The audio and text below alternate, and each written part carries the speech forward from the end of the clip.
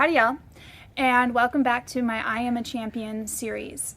So some of you may have noticed if you tried to watch the Olympics last night that it was not the opening ceremony. Well, I didn't realize when they were talking about the coverage that the opening games started yesterday and the opening ceremonies will be tonight. And still the same time though, still the same channel, so if you're in the East Coast it will be on at 8 o'clock. And if you are in the West Coast, it'll be on at 5 o'clock. I don't know about what time it will be on in the rest of the country because NBC only stated those two. Anyways, I wanted to talk about why I love the Olympics and what I mean when I say the Olympic spirit. So there are a lot of different aspects to what the Olympic spirit is, especially depending on who you talk to. One of the aspects of Olympic spirit to a lot of people is that one man can be so mighty and beat them all. And that's kind of where the root of why the Olympics started is. But there's a lot more to why I love the Olympics and what I call the Olympic spirit.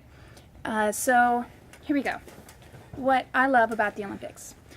When I was growing up, one of my favorite things was every 4 years, yes, I am old enough to be from the time when the Olympics were actually every 4 years and they'd have two in the same year. Every 4 years, we would all gather as a family and watch not only sports, but we would watch the entire world kind of come together. We'd learn about cultures that we never would have normally learned about. And even though we were rooting for our country or our athlete or whatever it may be, we could also root for the underdog sometimes and learn about somebody else and root on somebody else that we never would have normally been made aware of. And I love that. I love how even though it's a sport that, yes, you're rooting for the best in the field, you're also coming together and rooting sometimes for the underdog in ways that you wouldn't necessarily feel comfortable doing if it was your rival.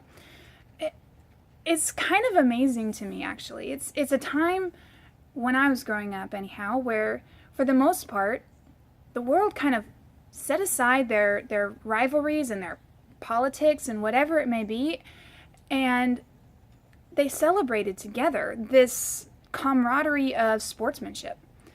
And yeah, you still are competing country against country, that's true. And there still will be some politics that will enter into it. I mean, we're having the whole Korea thing, South and North Korea, and them going under the same flag, which, by the way, they've been trying to do for the last several Olympics, but I digress. But for the most part, it's more about coming together as a world and celebrating our differences and celebrating some of our commonalities at the same time.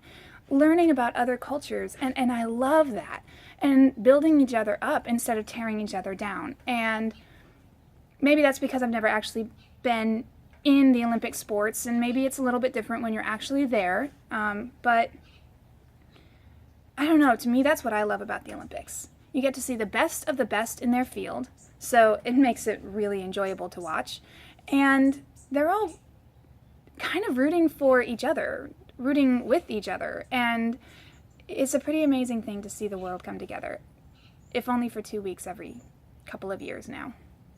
So that's what I love about the Olympics, and that's what I call Olympic spirit, and that's what I will be looking for tonight during the opening ceremonies and the rest of these 2 weeks. So I hope you enjoy the opening ceremonies. Maybe you might learn about a country that you didn't know about, or maybe you'll learn something about a culture that you didn't know about.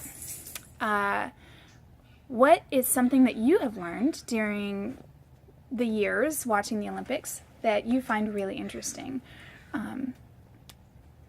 For me, it was one of the facts that I learned that was really interesting was that Australia has two different kinds of flags. One with the British Jack in it and one that's yellow and green. I had no idea about that, and I was utterly confused when the Olympics were in Australia and they had two flags all the time and I couldn't tell who was playing. Anyways, that's one of my takeaways from the Olympics over the years, one of my many takeaways from the Olympics over the years. What's something of yours? And how are you a champion today? Oh yes, how I am a champion and how I am able today. I was able to take a normal shower without any aids or anything like that for the first time since my fall in January, on January 10th. So that is pretty amazing. That's also why my hair is wet. And yeah, so there you go. Happy opening ceremonies day of the Olympics being held in Pyeongchang.